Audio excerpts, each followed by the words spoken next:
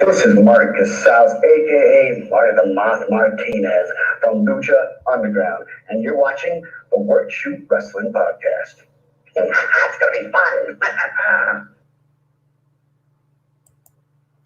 Welcome to the Work Shoot Wrestling Podcast. This is Corey Richmond, joined as always by Jason Brooks, episode 205 of the Work Shoot Wrestling Podcast. And this is your post reaction to Wrestlemania 36. Jason, 2 nights, 8 hours worth of wrestling and other stuff that we sat through. I think a lot of it was debatable, good, bad, and certainly interesting. I don't know where you want to start with, but we saw a lot of things that will be forgivable because we didn't have an audience to go for reaction, and they took a lot of swings, and some might have been misses, some were definitely hits.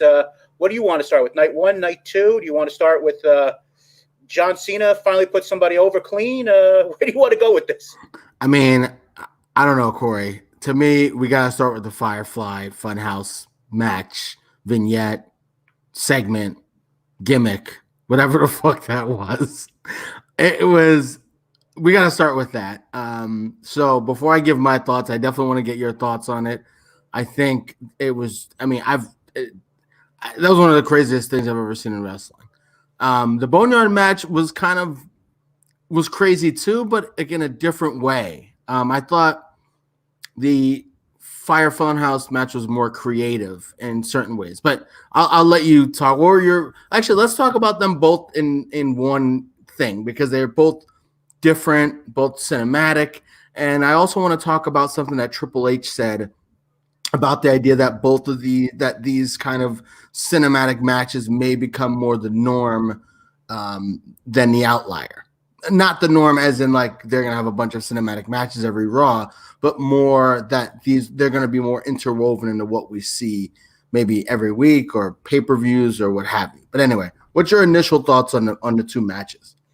Well, first of all, I just want to let everybody know they can follow us on Twitter at WorkShootPod and at Palinoid for myself. Most people know what Jay thought if they followed us because he was running our site's Twitter, and me and Jay haven't spoken. Actually, it's the first time while watching pay-per-view that we haven't actually spoken over 2 days. So this is actually fresh for both of us. I liked the Firefly Funhouse match. I didn't love the Boneyard match. I thought the Firefly Funhouse was very inventive. I thought it took the history of the WWE and turned it on its head. I thought it was very well done. I thought it was definitely weird, and it was definitely something that if they did all the time, I think would get very tiresome after a while. But I thought it was very, like you said, cinematic. I thought it was smart. I thought that it took a lot of guts to do something like that. And I thought that it was just like the right bit of strange that made it work. It was one of those things where wrestling always takes itself way too seriously. And this was one of those things where it says, we're not going to go and totally break the fourth wall, but we're going to break the fourth wall and say, wrestling is goofy. Like you've said over our 200 plus episodes, you've said multiple times, wrestling is this goofy thing that all of us take way too seriously. This is one of those times where they said, this is fun. And that's sometimes what wrestling is we forget about a lot of times. We all sit there going, who won, who lost, oh my God, and this stuff. Sometimes you just got to sit back and say, you know what, this is for kids, and it's fun. And but that's not what this was. Because then Cena should have won, and then it would have won, and we would have been complaining. That's not what this was. No, but it was good storytelling, though. Also, it was fun. Yeah, but this wasn't done for kids, right? This wasn't done for kids. No, I'm not saying it was done for kids. I know what you're saying. I think you're on the right path, but I think the way you're saying it is not correct. It's not like, oh, well, this is for kids, so let's have really dumb shit on. To me, that's not what it is. To me, the reason why I find this interesting is because the story they've told with Bray Wyatt in this Firefly Funhouse. He is a strange character. He's established this strange world that he's kind of living in. This kind of alternate world between reality and between fiction and between this world he creates in his mind. And it was kind of like Cena was trapped in his mind to a certain extent. I think that's what they seem to be playing on. He was in his world, but also in Bray Wyatt's mind. I thought it was super, super clever, super creatively done. I thought it was one of the best things that WWE's done in recent memory. I don't want to say best matches. That doesn't make sense. I don't even know if I want to say best segments because I don't know if that makes sense. But just best things that they've produced. It was just fantastic. And if I had to guess, I'd say Bray Wyatt had a hand in that because he's had a hand in all these things with this character. I love the NWO stuff. I love the Cena rapping stuff. Our buddy Brian Drake, both of a guy we both went to college with, who we hope to have on the show sooner rather than later, said that Cena's poor acting really it bothered him, and he felt like it wasn't as good because of that. And I don't agree. I think part of Cena's thing is that he was supposed to kind of be confused. He was supposed to not really know, not be comfortable with what things were and where things were. He wasn't supposed to be the cool John Cena that he comes off as so much, on TV. He was in an alternate world and he didn't know exactly how to react to it.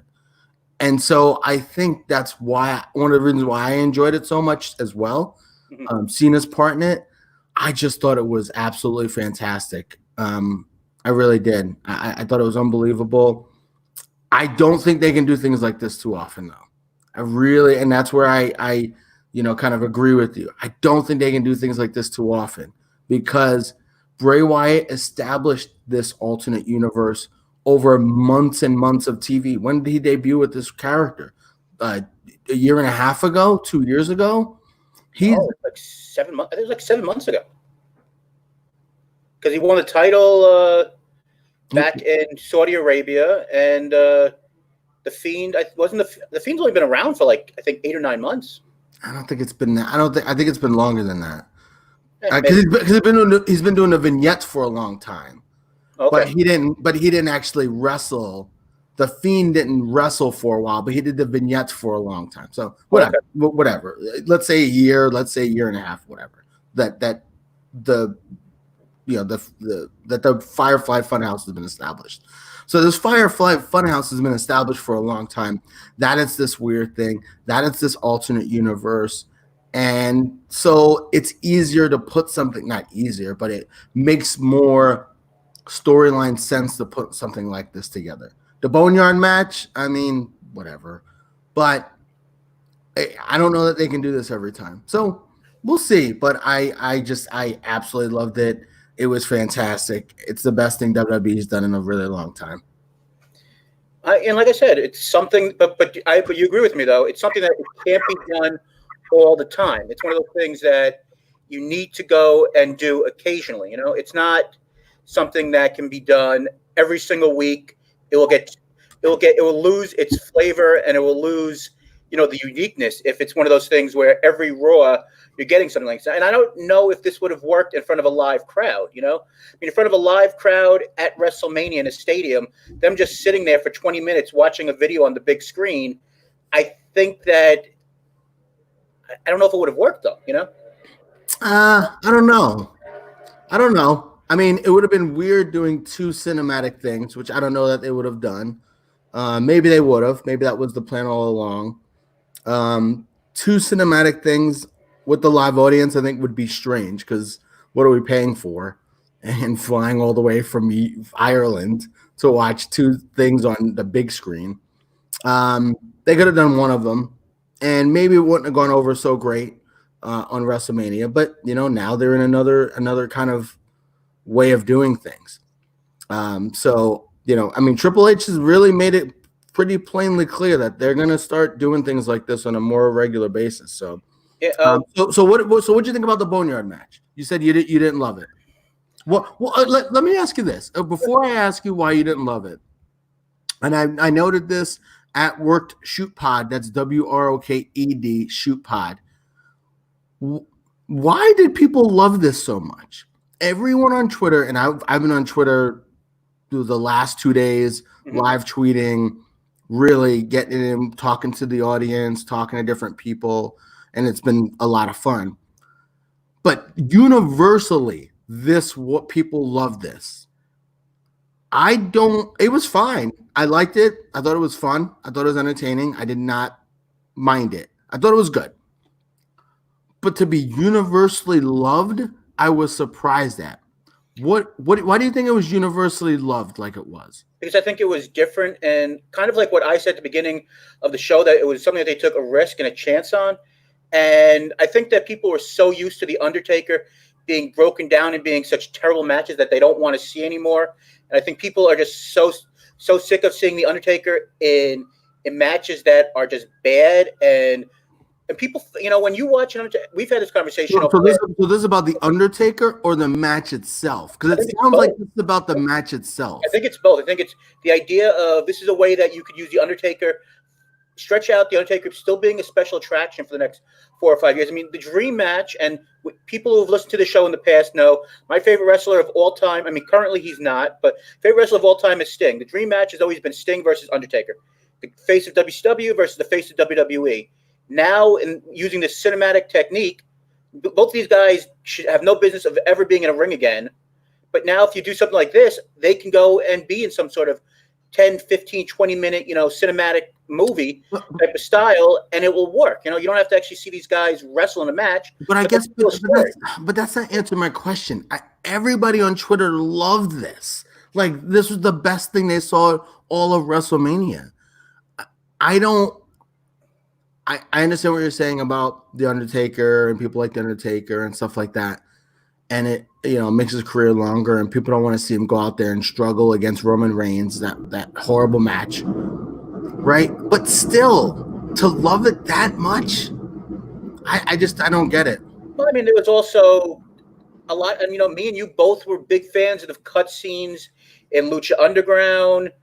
And this was like a long form version of what we might have seen if Lucha Underground did, whole episodes of not just, 3-minute scenes of, things with Prince Puma or different things in the back.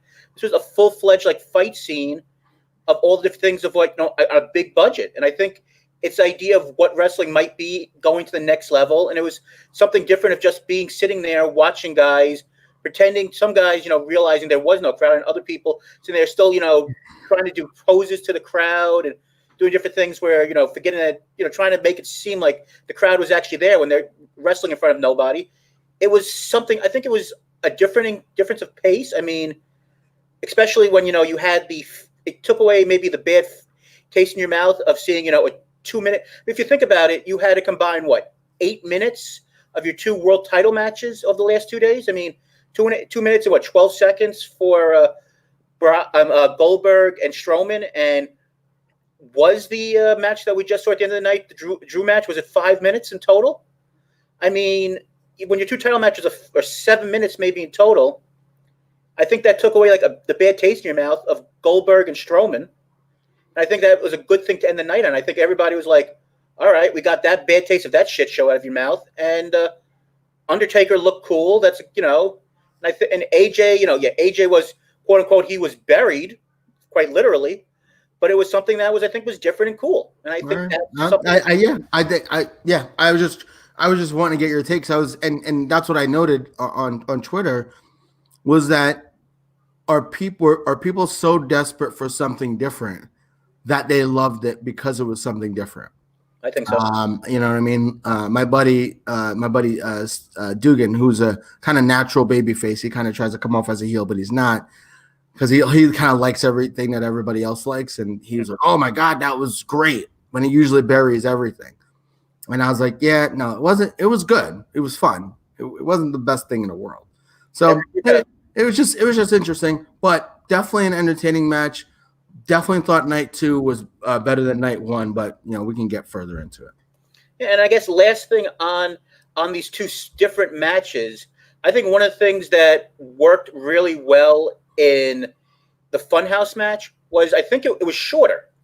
Maybe I'm wrong, but it felt like it was shorter and more condensed than the Boneyard match for me. And also, and we'll get into one of the things that I didn't love about the 36-minute match of the Last Man Standing. I thought it was good, but maybe because of the climate, and you could tell me Pollyanna, whatever, but in the climate that we're in, with the with people dying all around us, seeing some of that imagery last night of people being buried alive, and with Corey, oh come on, it's wrestling, Jesus Christ. Oh, what are we gonna do? Hey, don't put a movie on where people die. Hey, let's not show Outbreak on Netflix. At what point? Come on, it's pro wrestling. Okay, but like in the Orton Edge match, we just watched the freaking Benoit documentary, 2 weeks ago. I had to see in that match there was a point where Edge, where Orton was, choking him out with a heavyweight, with a rope. I mean, okay, you know what, Corey? Forget it. Hey, let's stop wrestling. Let's stop TV shows. We don't want to hear of anybody dying or anything bad happening to anybody. Let's just cancel everything. Let's just cancel everything and fucking play with ourselves because there's nothing else to do. Well, that's what I'll be doing when we get off the air. But it's pro wrestling. It's pro wrestling. I'm not saying that. It just took me out of the moment. Come on. You're too deep into it. You just said when we started this about having a little fun sometimes. Right. It's pro wrestling. I thought tonight's match was a lot more fun. It's a last man standing match. They're supposed to beat this shit out of each other. That's like the whole point of the match. I know. I just thought and when you choke someone, yes, they might pass out from unconsciousness. Mm-hmm. That's the point of choking someone. And in a last man standing match, you are trying to have them down for the count of 10. That's the point. It just popped in my head because we just watched the Benoit documentary. That's all I'm saying. I'm not saying it's the worst thing that I've ever seen. It just popped in my head. I just thought I had to say it. That's all. Moving on. Go ahead. But so you thought night 2 was better than night 1. I would agree with you. I thought that there was nothing really awful on night 2.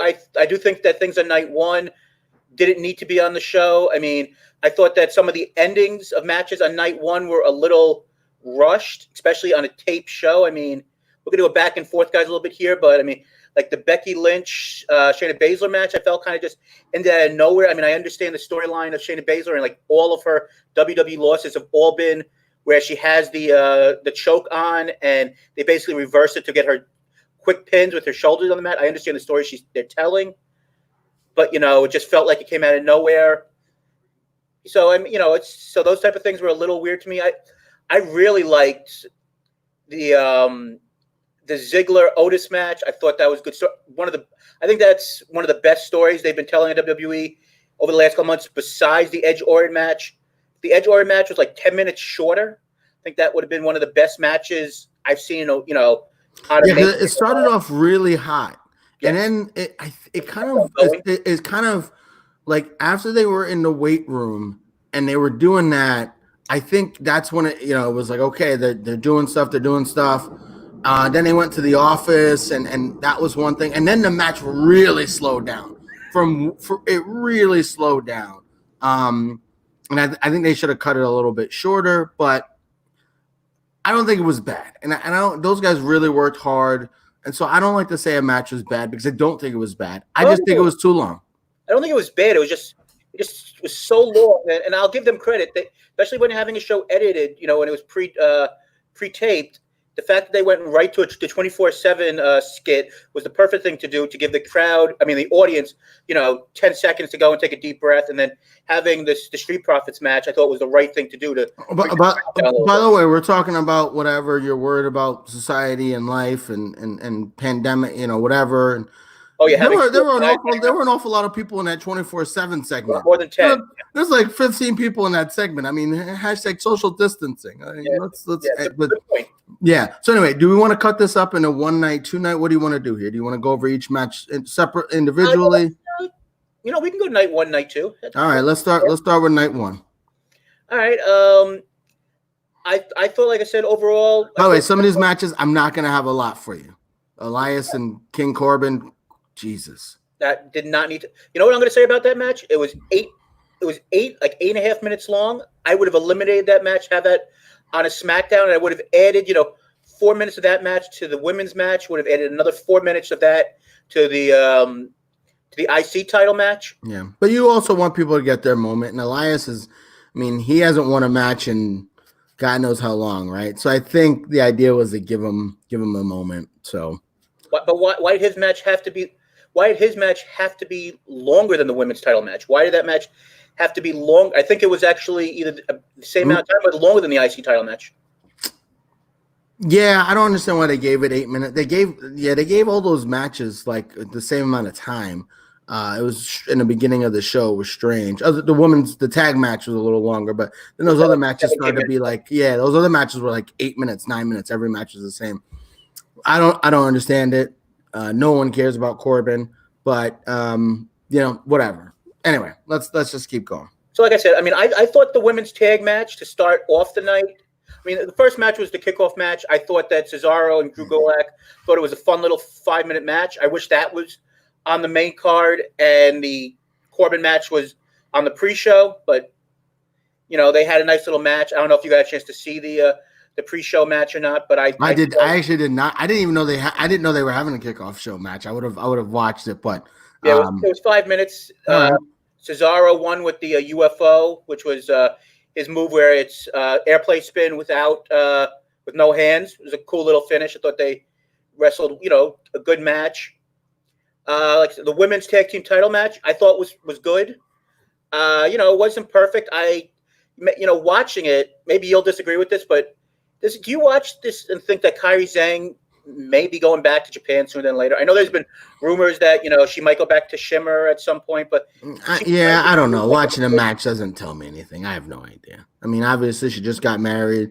She got married to Evil. If you guys don't know, New Japan, LIJ, right? And yep. She just got married, I think, recently. She was back in Japan actually recently. So, her husband lives in Japan. So, yes, she's probably going to go back to Japan. That would be my guess. If my wife lived in another country, that's probably where I would move to. So, I get it, and he's not moving here. Right. And it's easier for her to get a job over there than it is for him to get a job here. So, it makes sense. She's terrific. And I did enjoy the match. I thought it was a good match. I thought the women both worked hard, or the four women worked hard. What'd you say? I thought one thing was they were working snug. You heard? Yeah.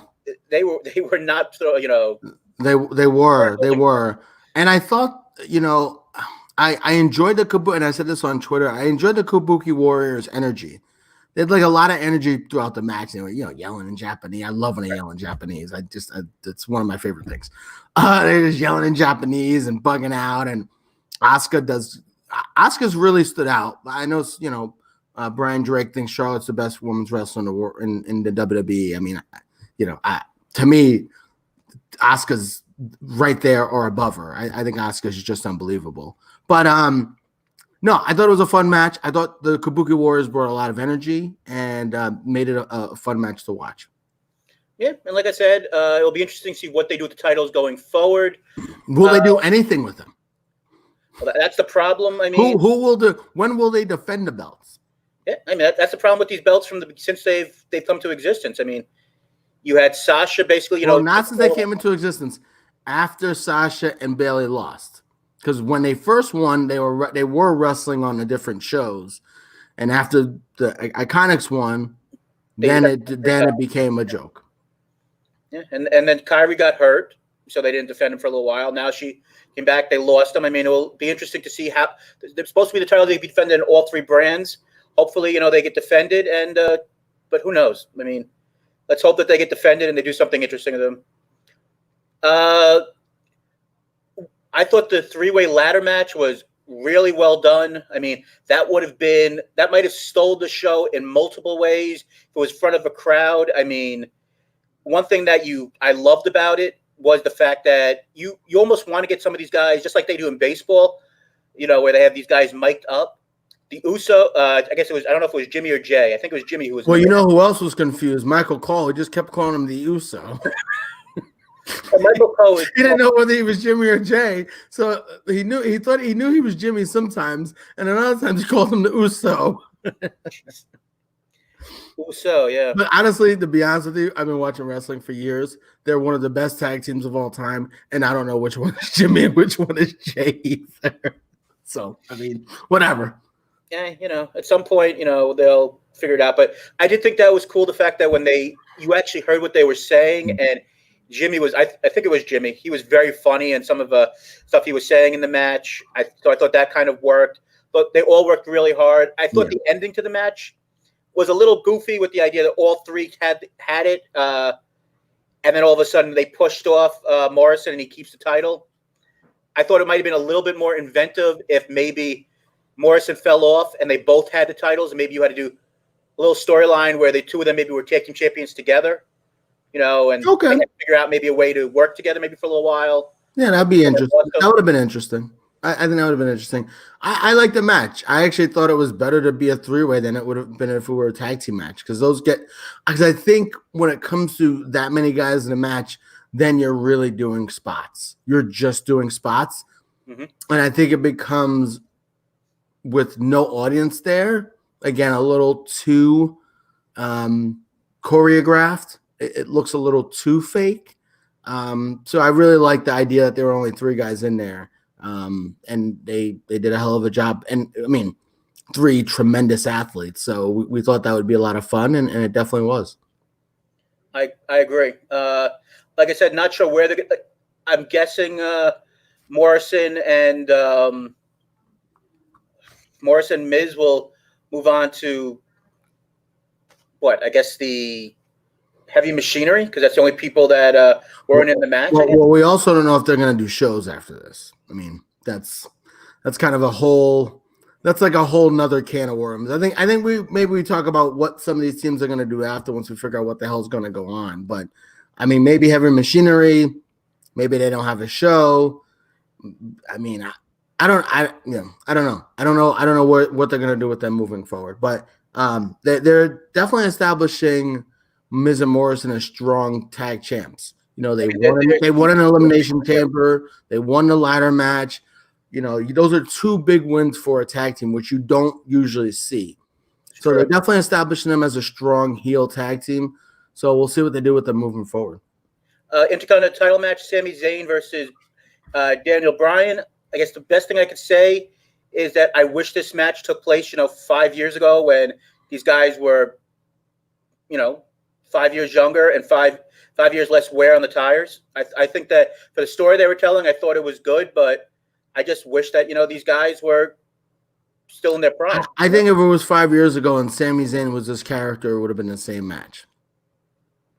I don't think the issue was that they can't go anymore. We've seen that with Bryan already, with Gulak in that match. And Sami Zayn has had some injury problems, but I think he can go still. I think Zayn put his character over, having these guys protect him. I think that's what he's doing right now, and I enjoy it. He's having these studs, Nakamura and Cesaro, these studs guys who can kill anyone, basically protecting him. And he's kind of, he's turned them around on his side. So I do wish it would have been, a El Generico, Bryan Danielson style match where they killed it and went crazy. Mm-hmm. It wasn't that. They had to put Zayn's character over a bit more, so they did that. I was a bit disappointed in the match, but they told a story, and it kind of was what it was. And you know what? And going back for 1 second, this is what I would like to see. If we do have shows, tag team champions, I think the next challengers have Gulak. I'm thinking long-term Gulak turns on Daniel Bryan, because that's how these stories always go. But have Gulak and Daniel Bryan go for the tag team titles. I think that'd be fun.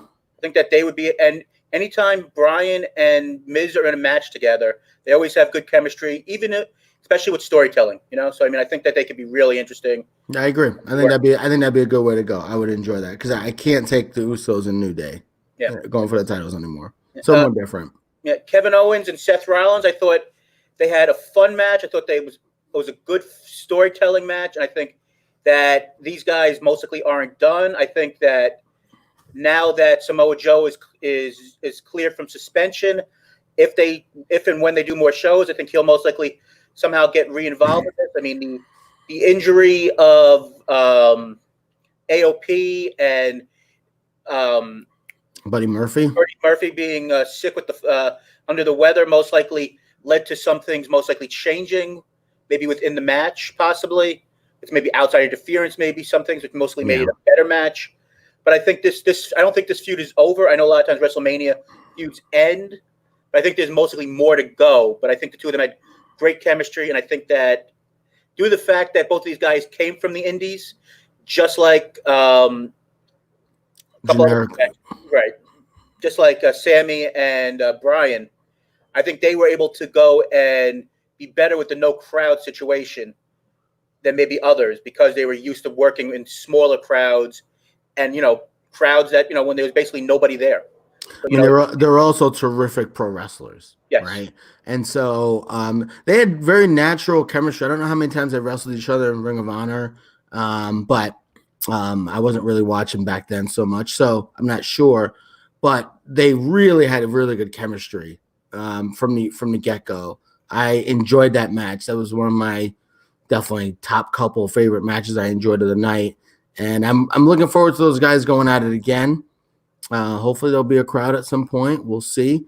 But yeah, I'd love to see those two, going at it again. I think they had a really fun match, and looking forward to seeing what they do next.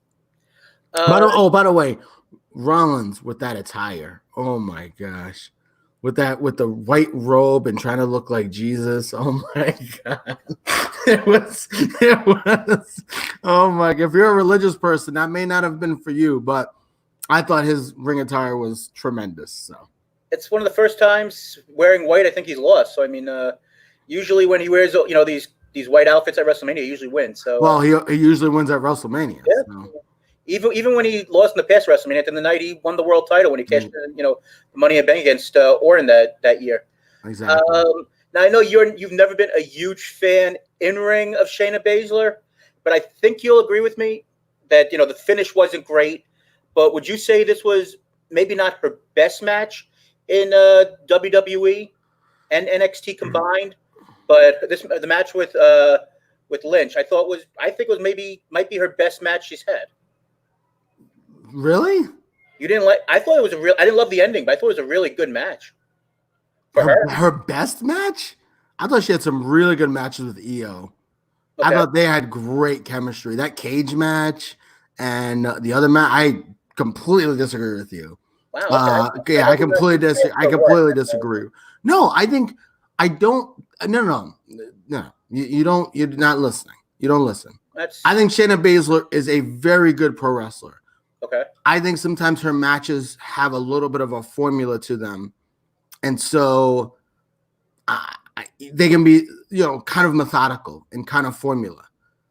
I think and I was hoping to see her break away from the formula a little bit against Becky, and she did that.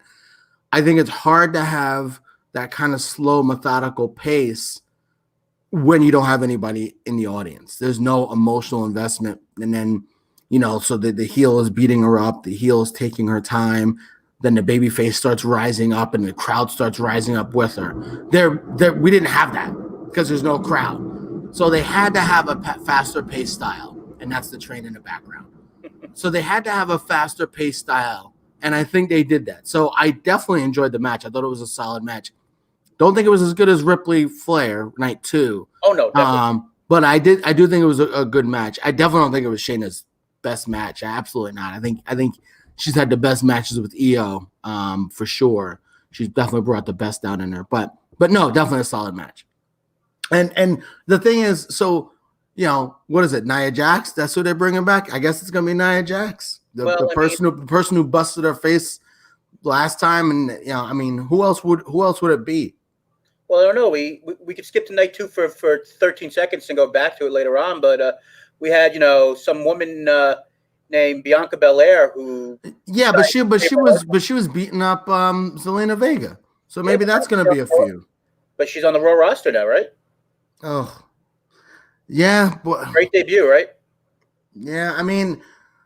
I mean, it was actually a fun debut. That part is not bad. The idea that she's gonna fight Zelina Vega. I mean, I love Zelina, love her, Good. literally. But but no, I'm a happily married man. No, but she's great. But So is she. I mean, has she wrestled the? I mean, when's the last time she wrestled a match? I don't know what that's gonna come out. What's gonna come out of that? TNA. Yeah, it's been a minute. So I mean, whatever. If they're putting her on the Raw roster. I mean, they need somebody who can wrestle on the roster. So, and who's a character that people would give a shit about, So, I mean, I don't know that this is the time to debut her with no people there, though. I really don't think this is a good idea. I really think they should hold off on some of this stuff, but we'll see. Maybe that was just a prelude. Maybe it was just a thing to do to have her have something to do on the show. Like, I don't think Austin Theory is now just going to be on Raw. All right. So, we'll get back to that in a minute, but last match to, I guess, really talk about night one. We got to talk about for at least a moment. Universal title match. Bill Goldberg, 450 years old, versus Braun Strowman, filling in for Roman Reigns. Goldberg, 3 spears. Strowman, 4 power slams, I guess, and got a new Universal. Universal? Is that the right title? I noted this on Twitter. It's the one match I got. Strowman had the greatest turnaround in the history of pro wrestling. He went from getting his name thrown in the mud because of his comments about independent wrestlers to not being booked on the show to being booked for the Universal Championship match to then winning the match in decisive fashion. He didn't even just win the match. He killed him. Yeah. And he took his spears, right? This is the greatest turnaround in the history of pro wrestling. So, I mean, I don't know what they're going to do. I think we talked about this on our last show. No matter who won this match, I don't think they're going to have the title for long. Now, you could say, hey, they don't know. We don't know if they're going to have shows and da-da-da. So I'm not talking about that, but I'm talking about, say they were going to have their normal battery of shows. I think Strowman's the champion for 2 pay-per-views tops. This way now with the way things are going, I'm not sure. But I don't see him holding the title for long. Yeah, it's interesting. You know what? Let's get into this very fast, and we'll talk about this more on our next show. But are you surprised, especially with the rumors that were going around? I don't know if this was done just to squash the rumors, but they still advertised for mid-May Money in the Bank as a pay-per-view. Are you surprised that they still did that and didn't hold on? No, because I think they're still holding out hope that something could happen. I mean, I think the idea that they're going to have shows with a lot of people there are I think that's gone. But I think they're hoping they can still do a show. So, no, I think they're hoping they can still do a show. I mean, because there was rumors that, like, I think it was yesterday or the day before, that the show was going to be canceled. And then, they decided. Yeah, I mean, they have time. It's April 5th or whatever. They've got. Listen, here's the thing, Corey. There's no tickets sold for the event, right? Like they're not gonna be anywhere. They're gonna be at the Performance Center, so they could cancel the show up until 3 days before the show. Who gives a shit? Like, you know what I mean? They don't have to worry about refunding their money or whatever. So they've got time to figure that out. So no, I'm not surprised because why do something a month from now when maybe things change, maybe things do improve by some miracle, whatever. You may as well just kind of hold out hope and keep things flexible. Right. I think what they actually were talking about was canceling it from whatever venue it was in. And then maybe that was part of the thing that they were talking about. But but in that case, I mean, it's canceled. Everything is canceled. So I don't think they didn't advertise it from a place. They just said Money in the Bank May 10th. Mm-hmm. So they didn't even say where it was going to be. So I think the assumption is everything is canceled. Like no one is doing any events. So it's not a matter of them saying, "Oh, we're canceling this event in this arena," because there's no arenas holding events. Right. And we will talk about more on our next show, but WWE said that they were going to give us a unique reason why Roman Reigns was not in the match, and they just told us in a graphic that he wasn't in the match. But Jay, unless you want to get into that now, we can talk about that on our next show. It is what it is. I think it was an editing thing. I think at this point, whatever. I think at this point it's not a big deal. And that SmackDown was awful, by the way. It was just a horrible show. The go home show before Raw, but we don't need to talk about that. It was what it was. Apparently they might have edited something out. Yeah, it was terrible at the time. The show wasn't good, but it is what it is. All right, like I said, we'll talk about that most likely next show. All right, we spoke about the Boneyard match. Like I said, Undertaker won. AJ Styles. How long? Now apparently AJ's dead. So he gone. How long do you think he should be gone for? Should he be back at Money in the Bank? Should he be not back until SummerSlam? How long would you keep him out for? Money in the Bank would be fine. The OC came and they dug him up, and I think it'd be fine. I think Money in the Bank would be fine to bring him back.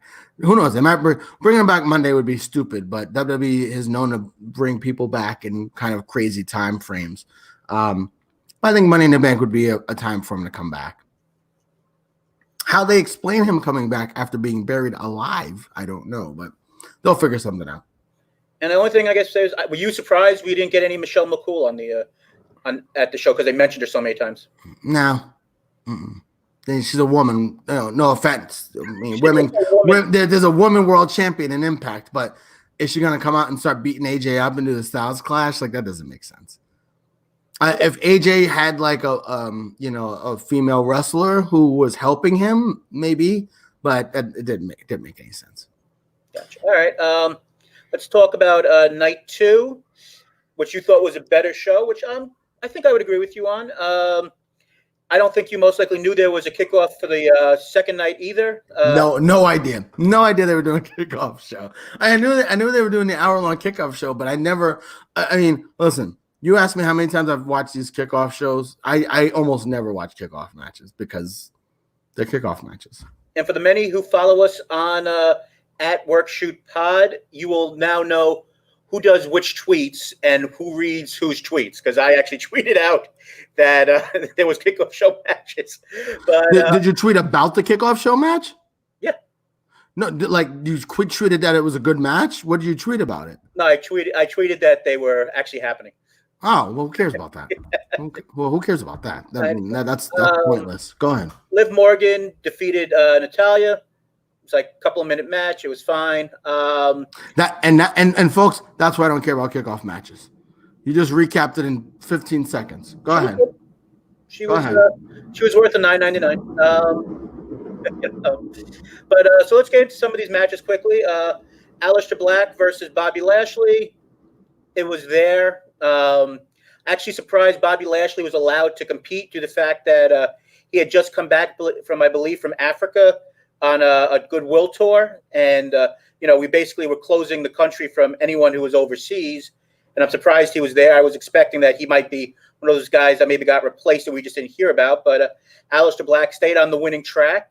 Aleister Black looked good. I guess they continue the story of Bobby Lashley and Lana where, Lana's going to cost maybe some victories. Maybe that's how Rusev and Lana get back together. Who knows? But wish Bobby Lashley was doing more. But, we'll see what happens with going down the line with that. Yeah. I'm glad that Black got the win. It was good for him to get the win. He needs a big win. It was actually a good match for like an 8-minute match. I really enjoyed it. I mean, that's what the Elias Corbin, they're just not as good pro wrestlers as the other two guys. So they can't possibly have that good of a match in 8 minutes. But no, I thought Black and Lashley had a really good 8-minute match, and I think the right guy went over. And so we'll see what happens with Lashley moving forward and what they do with this character. He's really been, he's just been so stale, right? They've done nothing. I mean, they've done stuff with him, but they just haven't gone all the way with them, and he's just been a very, very stale character since he got reintroduced back to the WWE.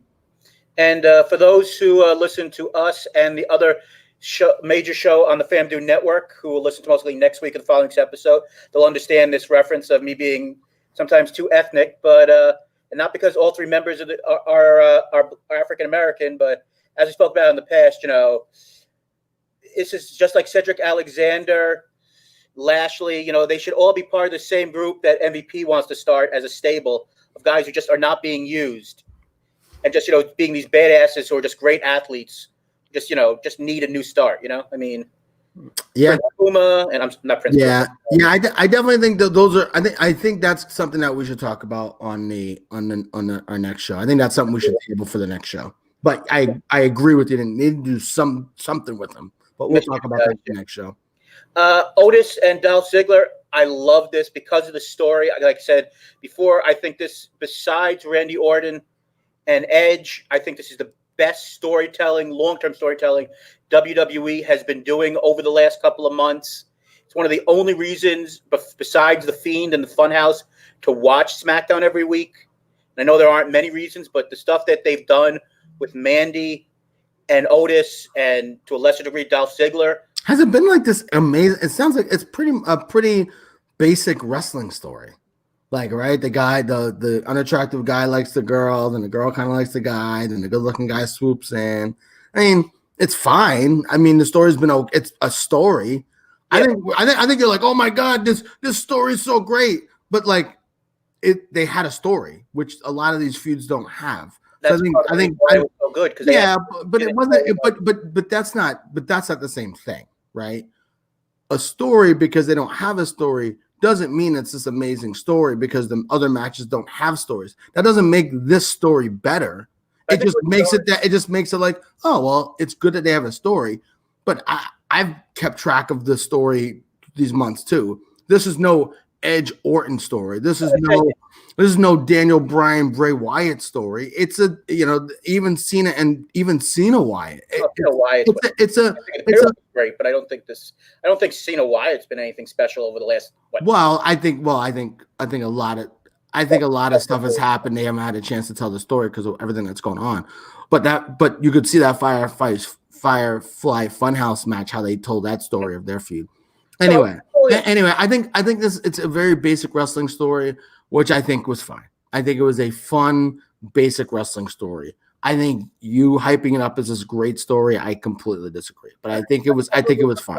And I enjoyed it. And I thought they had a good match. I thought it was well done. It was definitely a better match than I thought it was going to be.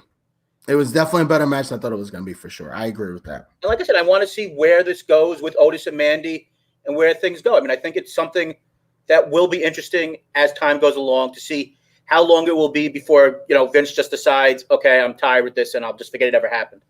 That's always sometimes the more interesting thing. Street Profits versus Garza and Theory. It was a nice palate cleanser after the almost 40-minute I Quit match. Last Man Standing match. It was good for what it was. I mean, I think if it was in front of a crowd, it most likely would have been better, just like pretty much every match, most likely. I like the fact that this feud's not ending. It'll be interesting to see once every member of Vegas stable comes back, how that dynamic will work. So, it'll be interesting to see how this all works with, Theory still being in NXT because he's got the Breeze feud, if that's just going to get forgotten about or if he's going to be on both shows. So it'll be interesting where they go with these things. But I thought, for what they did. Yeah. And by the way, I love the idea that a guy rotates. A guy, I know we're doing this thing with like Belair where like, oh, she's on Raw now because she stood up for her husband, whatever, Montez Ford. I kind of like the idea of a guy rotating between NXT like Garza's doing and Raw, and even like I like that the kind of rotating idea. I think it freshens up the shows, to be honest with you. Different characters, different stories you can do with them, different ways to feature them to different audiences. So I was glad that Austin Theory got a shot, and it was an enjoyable match for sure. We'll see what happens. I agree, and like I said, I think partly because who's going to still be there and able to go and make these shows. I think that is most likely a reason why you saw the attack at the end and why this thing is going to continue down the line, because all of the Street Profits and Garza and Theory were available for more tapings. So I'm guessing the Viking Raiders weren't able to make it to these tapings, and that's why they may have not been in this match or someone else. So I think that's maybe why this is continuing. I think Vince is going to tell all these guys to at least temporarily move to Florida so we can tape these shows. So we'll see what happens. So we had the 5-woman elimination match.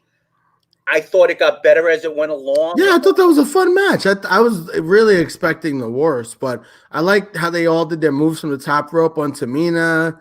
I like the storytelling they did. I really enjoyed that match. Agreed. I thought Tamina was protected, which was good. I was expecting, due to the way that she's basically been rarely used over the last, 3 or 4 years, that she would just been out in like 2 minutes. But I mean, they protected the big monster in the match. I think everyone looked good. They continued the story of Sasha, and Bailey. They protected the Southern Belle.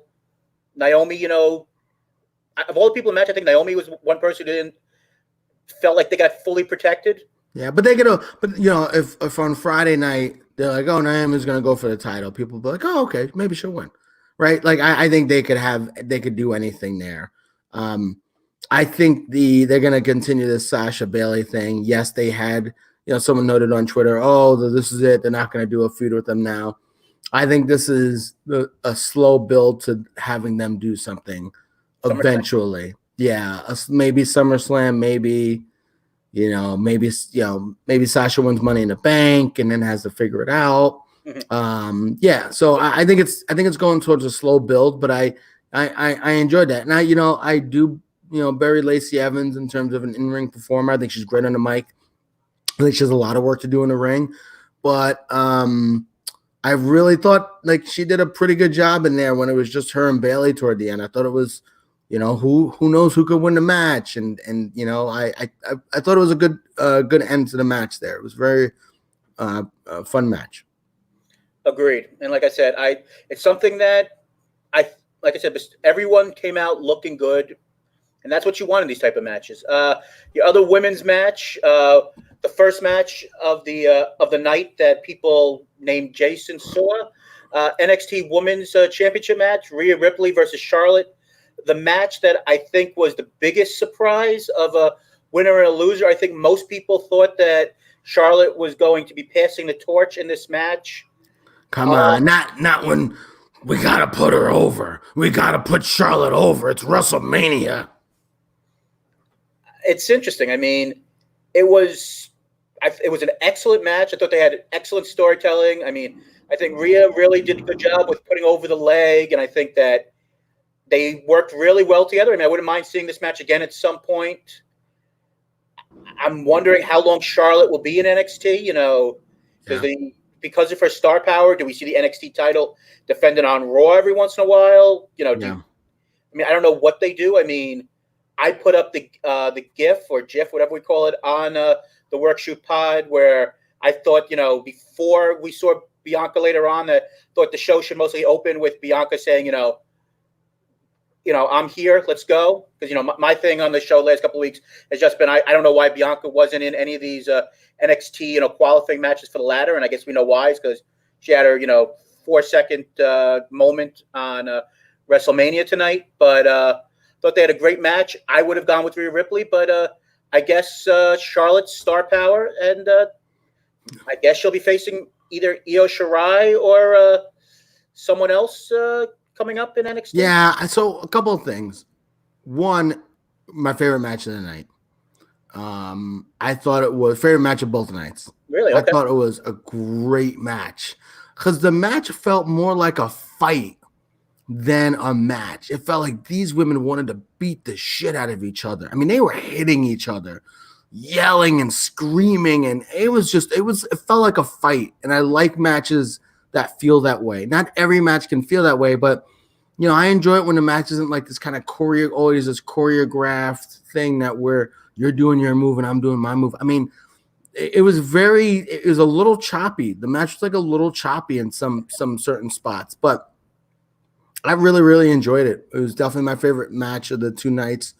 And Rhea Ripley had a big part in that for sure. They wrestled a really, really physical style.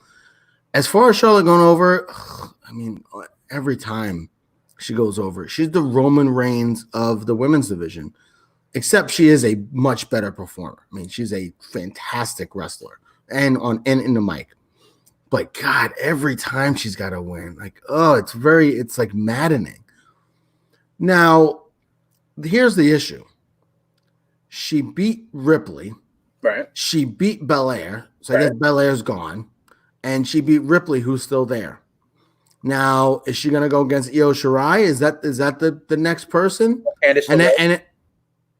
Oh, come on, Candice LeRae. Come on. I love Candice LeRae, but she's not beating anybody. So, well, I'm not saying she's going to win, but I would if Charlotte. It's another person for her to run through. I mean, then she runs through Candice LeRae.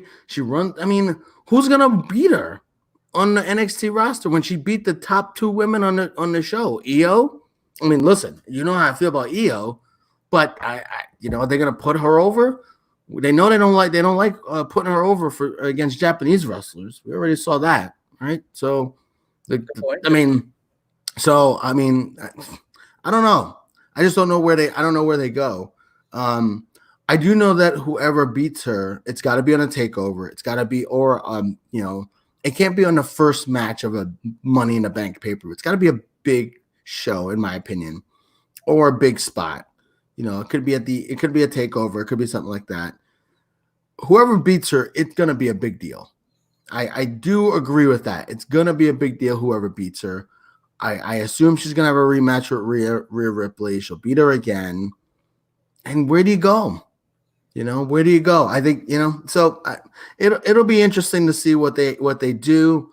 As much as I love the NXT women's roster, I don't know who they would have beat Charlotte. Who has enough star power to beat Charlotte?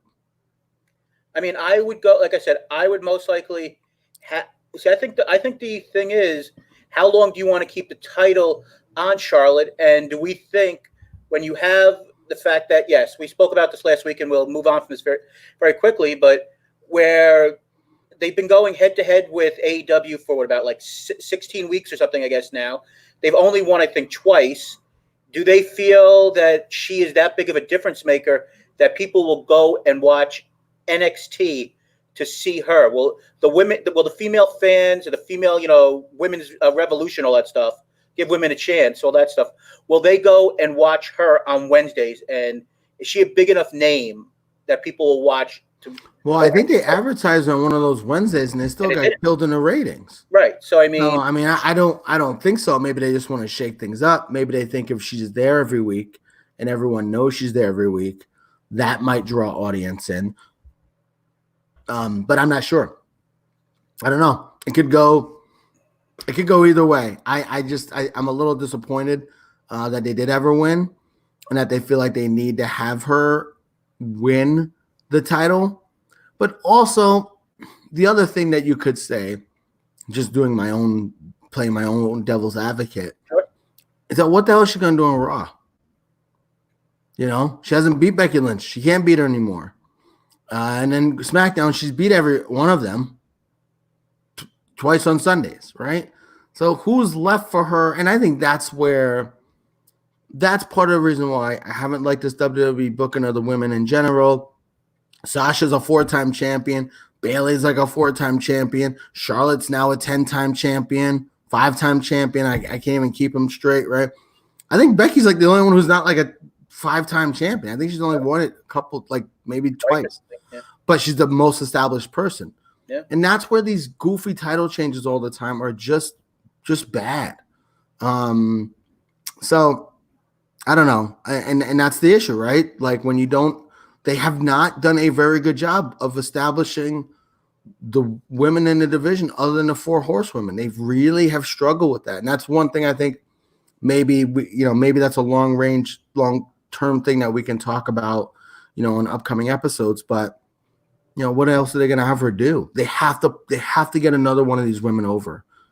Agreed. And like I said, we'll talk about that and a lot more in detail on upcoming shows, but we got, I think, 2 more matches left to talk about before we call it a night. It is getting a little late in the evening, especially on the East Coast where I'm at. But let's talk about Randy Orton versus Edge in the 36-minute and change last man standing match.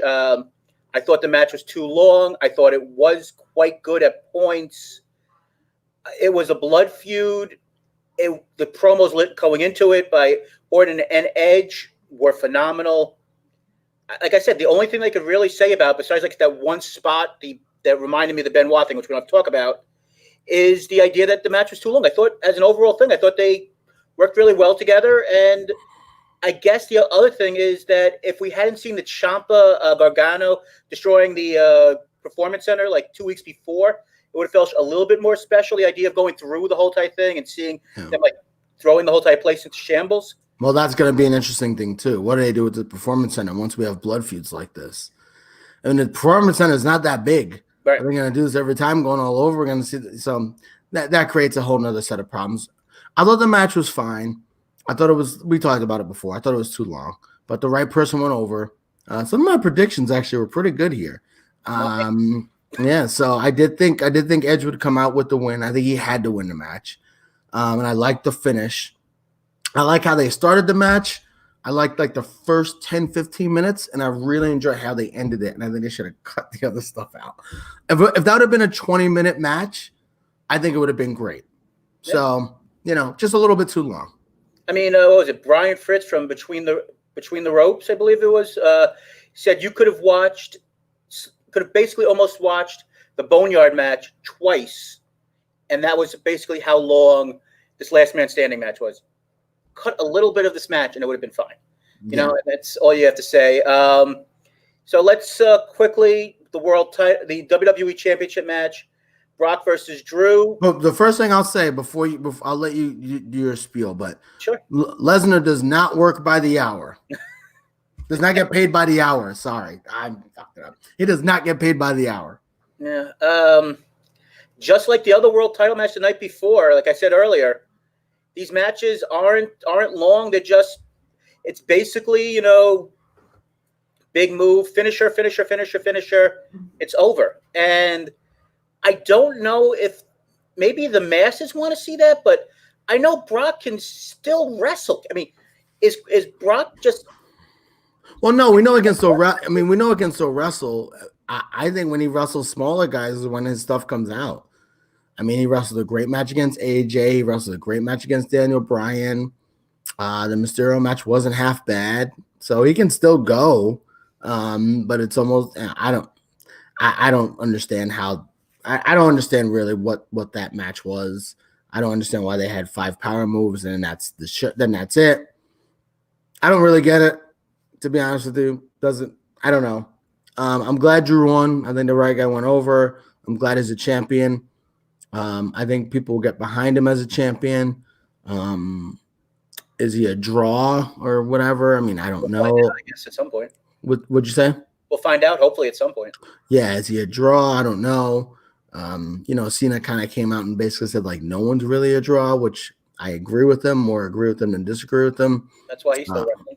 Yeah, and that's why he's still there because I mean, who is a draw? But that being said, the right guy went over in a match that you did not absolutely have to watch. I thought I almost want to say that like that. I almost want to say it was my least favorite match of both nights. As bad as the Elias match was, I guess I just thought it would be a little. When you weigh expectations to what the match was, my expectations for Elias and Corbin were super, super low, and it didn't even meet those. Right. The Goldberg match, same thing. My expectations were super low, and it was what it was. But I really expected this match to be a little bit more. Right? Give me a little bit more time. It doesn't have to be crazy, but give me 10 minutes of these guys killing each other. But it was just fat quick, and it was like everyone had their special, video games. Everyone had their specials on, and it was just not.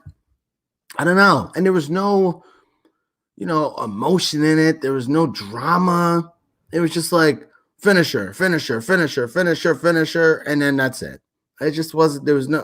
I don't know. I really was disappointed. I thought it was a bad match. I thought it was a really bad match, actually. I don't disagree with you, and I think that because both guys are better than that, we were okay with last year with Goldberg and Lesnar just doing finishers on each other because just brawling. I think because we were expecting nothing. And when we got at least that, we were okay with it, And this year, because both guys are pretty good at what they do, that I think that's why it's disappointing. Yeah, I agree. I agree. I didn't think it was good. And we can move on. Yeah. So Jay, I got three quick things left. First, overall, and I guess we have to grade on a curve because, like I said, there was no crowd, and we have no idea what WrestleMania could have been. If you had a grade as an overall, if you want to say night 1, night 2, or just as an overall, out of 10, what would you give WrestleMania weekend? I'd say night 1 was. Or if you want to just say pass or fail, whatever you want to say here. Yeah, I definitely say pass. I'd say like a 6.5 maybe. And I'd say second night maybe a 7.5. Yeah, that's pretty accurate. So average overall. So it's a 7. Yeah, definitely. The Charlotte Ripley match was great, and the Lesnar match was terrible. The Wyatt segment was great. I mean, maybe 7.5 for night. What did I say? 7.5. Maybe 8 for night 2. Maybe 8 for night 2. Grading on a curve and considering the circumstances. Yeah, I mean, I guess I would say about the same. I mean, I thought night 1 had its ups and downs, so I think I would give night 1, I guess, around like a 6. I mean, I thought there was some good. I didn't love some of the finishes of where they ended. Like I said earlier, night 2 I thought was a much better show, and I think I'd give like about an 8 for night 2. So I guess I'm right where you are, about a 7. So yeah. With the situations, I guess that would be a major thing. And like I said, we'll talk more about Fallout and what's gonna, what happens going forward on our next show. But so some WrestleManias, I sort of interrupt, Corey. Some WrestleManias, I'm done watching. I'm like, ugh, that wasn't great. Yeah, I did not feel that way this year. I really didn't. I felt like, you know what, it's pretty good. And again, maybe I'm also like the whole grading on a curve thing and having these high expectations. But I thought, considering the circumstances, I really thought the wrestlers were so professional and really busted their ass. Yeah. And I'm really, it kind of makes you proud to be a wrestling fan to see how these performers show up and do what they got to do and do a good job for the fans. I think it was Meltzer or Brian Alvarez reported that a lot of the morale wasn't great backstage because a lot of people did not want to do this show. Mm-hmm. But once they showed up and it was time to roll, they went after it and they did a good job. So that was really, really good to see. And it was definitely an enjoyable show. Both nights were enjoyable. Overall, enjoyable. Night 2, much better than night 1. Agreed. Second question. Now that we don't know if we're going to have any more shows and what's going on, I mean, I was charged yesterday for the full month. I don't know if you were also, but is there any reason to keep the WWE network after this? I mean, WrestleMania is over. There's no show in April, which was WrestleMania. NXT on the USA Network, so there's no takeover or anything. I mean, is there any reason to really keep the network at this point? I mean, Money in the Bank. I mean, that might be something if it happens, but I mean. The problem is they got to keep money in the. They got to keep these pay-per-views. I mean, or else everyone's going to cancel the network, right? I think the Edge thing was cool. I think that's why they're doing this thing with Austin. I think that's why they're doing, some of these things on the network. The Undertaker. I think they're doing like a series that they're probably going to drag out. So yeah, I think they're trying to do something to keep you there. Then there's the idea of shit. We're home all day. We got nothing to do. Let's watch an old AWA match. I mean, I don't know. Yeah, I don't see you doing it. No. And I did love the old AWA. Yep. Honestly, you know what I would do? If they did hey, we're going to go from the beginning of the AWA, let's say, and we're going to show you all the matches, and we might have guys talk about, their experiences and whatever, and they did a whole thing on that, a whole series on that, I would definitely watch that. I would definitely watch that. But it's this, the shows are like fragmented. Like, remember ESPN Classic would show all the AWA shows? That's how I got into the AWA. I mean, I hadn't watched it originally, obviously. Who could watch it? But I really got into it with that. So maybe I will go back and watch an old company. Maybe I'll watch Smoky Mountain on there. I don't know. We'll find out. Maybe listen, we got time. So So to answer your question, I mean, I don't know. It's $10 a month. I mean, I don't know. We'll see. For this month, we got it anyway, so we can move forward. If they have Money in the Bank, then I mean, I originally got it for the pay-per-views anyway. So if they have money in the bank, sure, keep it in May, and then you evaluate every month. There you go. I agree with you. Honor Club's now. But here's the thing, right? Like I'm an educator. I'm doing virtual learning, which is a shit show, but I'm doing virtual learning, and I'm getting paid for this, right? So like my money is not, and I'm getting this magical money from 45, right? So like I am fine. I just bought a house 2 weeks ago, so like my financial situation is different than what others are. If I was a bartender, if I was a waiter, if I was an Uber driver, I might have to really think about like, should I eat or watch the fucking stupid WWE network, right? So it depends on your financial situation. I think depending, you may not be able to do it, and you may not be worth it to you. So we'll see. People will have some interesting decisions over the next month for sure.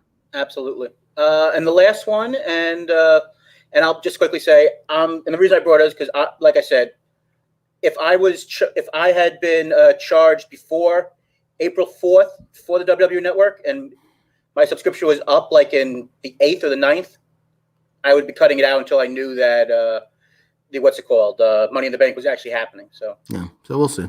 And the last question, and this is going to be interesting because usually the Raw after WrestleMania is this big show where we've got call-ups and everything crazy happens, the Raw crowds and everything else. Usually TakeOver would have happened, and we could have said for sure the loser of Gargano versus Ciampa might have came up. I know that Ciampa said that he'd rather quit than ever leave NXT. But do you think we get any big call-ups or anything? I mean, Belair, apparently, might be there now. But do you think we see anybody? It's such a hard question, Corey. Dominic Dijak, continues to lose clean. Maybe he's coming up to Raw, you think? Or it's such a hard question because they come up and then what are they going to do? Right? Like we don't know what their plan's going to be moving forward with all this. Are they going to have shows? Right. Have they announced that they're going to have shows? Supposedly. So here's one of the things that I read. I put this on Twitter, I think, at Work to Shoot Pod, if you didn't know, if I didn't say it 5 times already. They're trying to figure something out for SmackDown. Maybe doing a secret location or something. I don't know. Stamford, Connecticut, possibly. I've heard there's a chance. Yeah, but they got to figure it out because there's a stay-at-home in all these states. I think almost everywhere except for like Idaho. So they got to figure out like where they're gonna film these shows. Supposedly AEW is planning on doing it in Georgia, even though they have a stay-at-home order, but Georgia's a mess anyway. So who knows? So I mean, they're gonna have to figure something out. So I would love to tell you this is what I think is gonna happen, but I don't know if they're gonna have what they're gonna do after. Mm-hmm. And also the idea that they're gonna have these new characters debut. I think they should hold off. I think they might have new people come in, but I think they should hold off. I don't think they should have anybody debut. I think they should keep things exactly the same for now. Do your shows, show your million replays from previous shows that they show on Raw, and then figure something out once we figure out a little bit more where things are going to look like in a couple of months. Nice, I hear you. I mean, I guess that's what I would. It's hard, but like, I mean, it just doesn't really make sense, right? Like, part of the reason they do this is to see how the audience reacts to these people, right? Sure. And I don't know if you heard me when you were saying your answer. I slightly interrupted you, but only person I think they could bring up might be Donovan Dijak, due to the fact that he's lost, clean multiple times. Yeah, maybe. I mean, and that's Yeah, he's a big guy. It's also the idea of bringing him up, what that's going to look like. Maybe there'll be wrestlers returning, Xavier Woods, Nia Jax. You could see that happening. Yeah, I think Xavier's out for a while, but yeah. Yeah, I know he tore his Achilles, but he's been out for a while already. So who knows? But maybe people returning from injury that we're not thinking of. I could see that, but bringing in brand new people from NXT, I don't know. I don't think it's a great idea. I hear you. So, Jay, we have reached that point of the show where we have extolled all the great values of what we thought. If they want to go and learn more about the show, they can always follow us on Twitter You'll let them know how to do that? For the Sure. folks? We are at Worked Shoot Pod. Just type us Worked Shoot Pod. We're also on Spotify. We're on iTunes, right? Yep, we're on Stitcher and a whole lot of other great places. We're on Stitcher now. Been on Stitcher for months. Yeah. You did not tell me this. You did not know we're on Stitcher. You do a bad job. Folks, if he's doing this bad a job of advertising it to his podcast partner, you guys sure as shit won't know.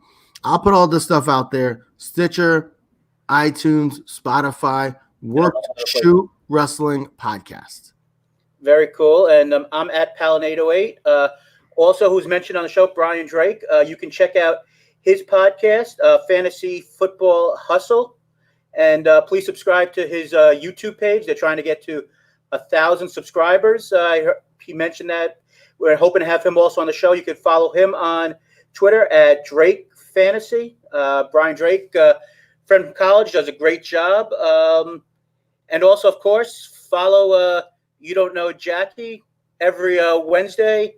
And us, apparently, at least during the quarantine, multiple times during the week, but always on Thursday. So, Jason, I let the final words be yours. I think we're done here. See ya.